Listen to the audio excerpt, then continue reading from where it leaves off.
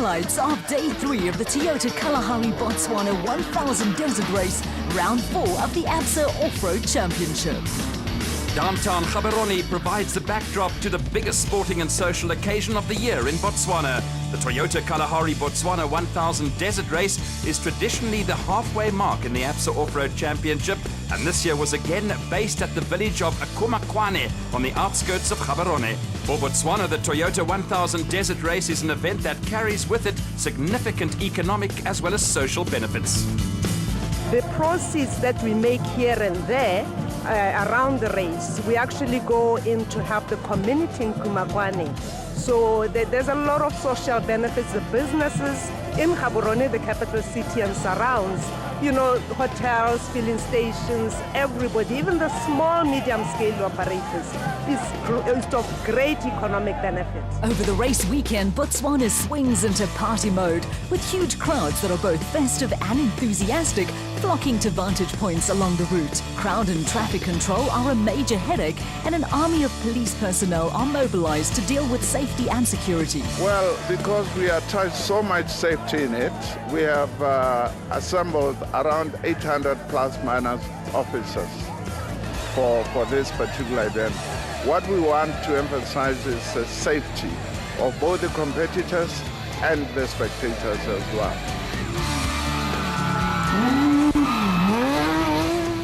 The Toyota 1000 Desert Race is the only marathon event on the ABSA Off-Road Championship calendar, and the first racing section was dominated by the two-team Castrol Toyota Hilux entries of Duncan Foss and Rob Howie and Anthony Taylor and Chris Birkin.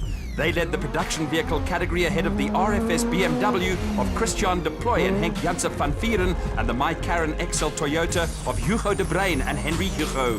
The motorized pair of Evan Hutchison and Donnie Stassen held sway in the special vehicle category, with this year's desert race taking on an extra dimension by being included in the Dakar Challenge. The prize for winning the Dakar Challenge was a free entry into next year's Dakar Rally in South America, and saw production vehicle as well as special vehicle crews racing against each other for the only time this season. The event was one of 4 events worldwide counting towards the Dakar Challenge, which was open to competitors who had never before competed on the Dakar Rally.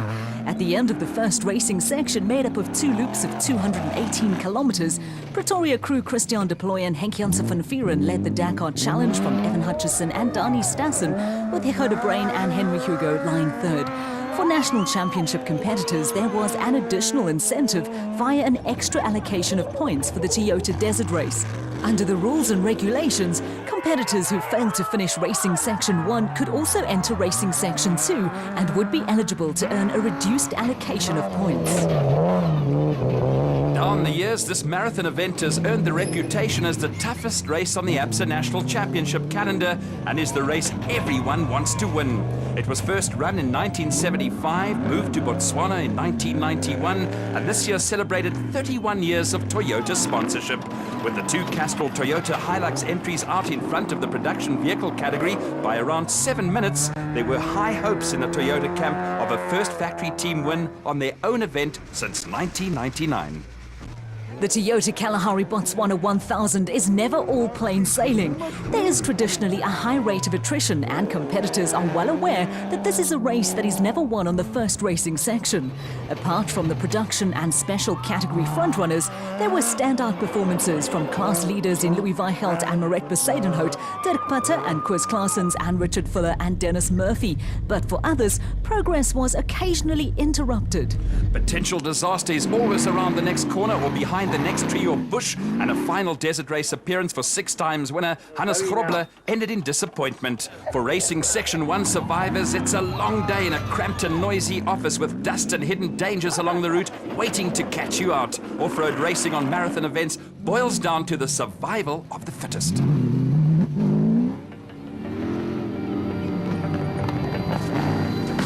Off-road racing vehicles take a terrific pounding, and on an event like the Toyota 1000 need to be ready to fight another day.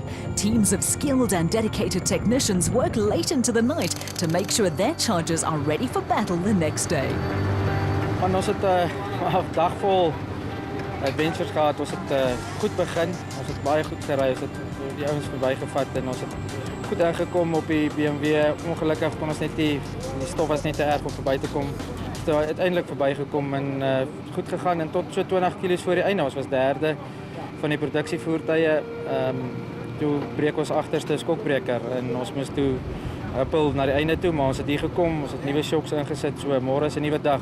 Ongelukkig so 2 plekke verloor in die proses, maar ons gaan alles gee om môre in te haal.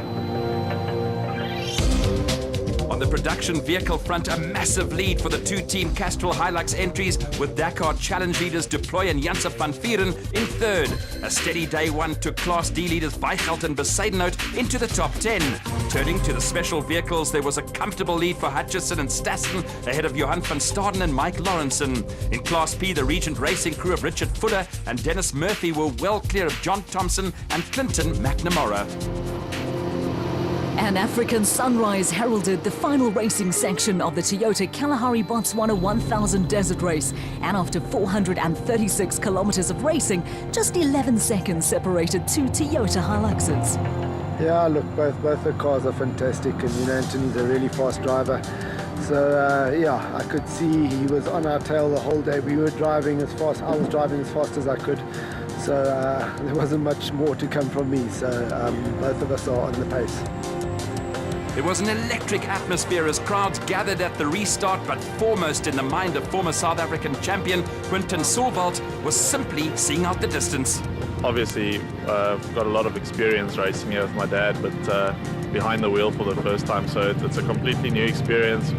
I'm having a hell of a lot of fun, so learning every day, and just want to get to the finish today and get all 1,000 kilometers behind me. Intense concentration from some crews on the start line was mixed with a more relaxed approach from other drivers and co-drivers. For the two-team Castrol Toyota crews at the front of the field, the first priority was to secure the squad's first Toyota 1000 Desert Race victory since 1999. The first 100 kilometers of the route followed part of the course for the Friday prologue to determine start positions before heading towards Lenswelatu. Ahead of competitors were 2 laps of a 200-kilometer course that would again test men and machines to the maximum. The route for racing section 1 was tight and twisty, and crews were hoping the day 2 course would open up a bit. At the front of the field, it was business as usual for Voss and Howie. In the lead, Team Castrol Toyota Hilux and teammates Taylor and Birkin.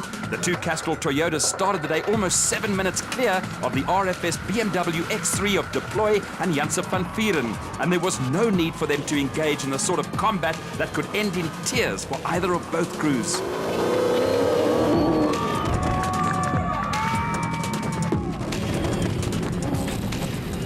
There was an early bonus for Hutchison and Stassen when Deploy and Janse van Vieren were hit by a puncture at around 10 kilometers into the route, and the pair went sailing past the RFS BMW and took over the lead in the Dakar Challenge. The Motorite BAT crew started the day 6.5 minutes ahead of Van Staden and Lawrenson in the Atlas Copco BAT, and were in something of a comfort zone at the front of the Special Vehicle Brigade. A lot of overnight work had gone into the My Karen XL Toyota of De Bruyn and Hicho, with the Northwest crew under early pressure from former South African champions Chris Visser and Japie Barnehorst in the factory Ford Racing Ranger. The Ford pair were being chased by Van Staden and Lawrenson, who were running second in the special vehicle category in the Atlas Copco BAT. They had cut the gap to Hutchison and Stassen, but were still more than 3.5 minutes in arrears. After a disappointing prologue, Van Staden and Lawrenson had gradually picked up the pace and were now comfortably ahead of Quinton Suwald and Father Cully in the Elegant Fuel BAT. The Suwalds are previous desert race winners, but in his first attempt at the Botswana Classic as a driver, the younger Suwald was putting in an impressive display behind the wheel. The Suwalds had quietly moved up the pecking order and were in a position to take advantage of any mistakes from the crews ahead of them. The second Ford Racing Ranger in the hands of Lance Woolrich and Ward Huxtable spent most of the racing section eating dust from the Motorite Revo of Nick and Ryan Harper. An early break by the Ford crew then reversed the situation, with the Harper father and son combination running just ahead of Class B leaders Fuller and Murphy in the Regent Racing BAT. Fuller and Murphy taking control of Class B when early leaders Colin Matthews and Alan Smith ran out of petrol on racing section 1 and lost more than an hour. Not far behind them, Lourens and Wout du Plessis in a Zarco, with the Wolmerandstad brothers being chased by Dion Venter and Ian Palmer in the 4x4 Mega World Toyota Hilux. They were over a minute clear of brothers-in-law Terence Marsh and Mike Whitehouse, who were sharing driving duties in the Regent Racing Nissan Navara, while Matthew Carlson handled the navigation. A late sponsorship deal enabled Naeem Musaji and Rayan Badanya to make the trip to Botswana, and a spirited drive had taken the Auto City Porter into the top 10 among the special vehicles. Behind them, Weichelt and Besadenhout were still leading the Class D contingent in the N1 4x4 Toyota Land Cruiser, but were starting to come under some pressure from Thomas Rundle and Ron Moore. After late problems the previous day, the Baden Tyres Services Nissan Navara crew were on a charge and had moved ahead of the Rubicon Racing Ford of Free Staters Loder Brain and Rian Greyling. Next up, in a little train of Rubicon Racing entries, were team principal Peter Ruthven and Leander Pinnar, who were leading brothers David and Gary White, with both crews in back models. After the previous day's woes, Colin Matthews and Alan Smith were on a mission in the Century Racing CR3, and dramatic racecam action provides an insight into the risks involved in overtaking on the Toyota 1000 Desert Race.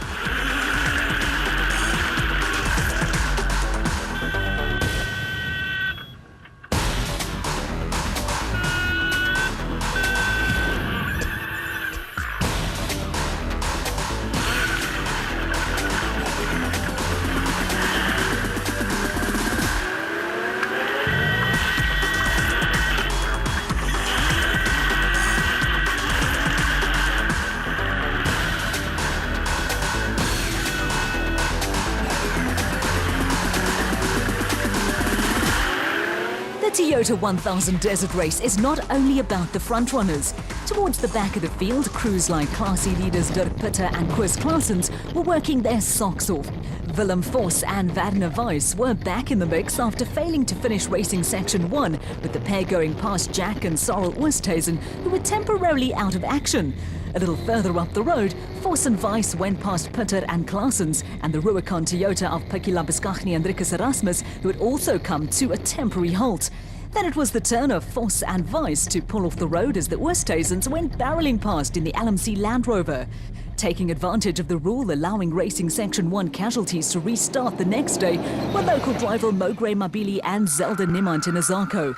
Behind them, Archie Rutherford and Gerard Skutter were soldiering along in the SA Warranties Nissan Navara, with a puncture forcing them to make an unscheduled stop.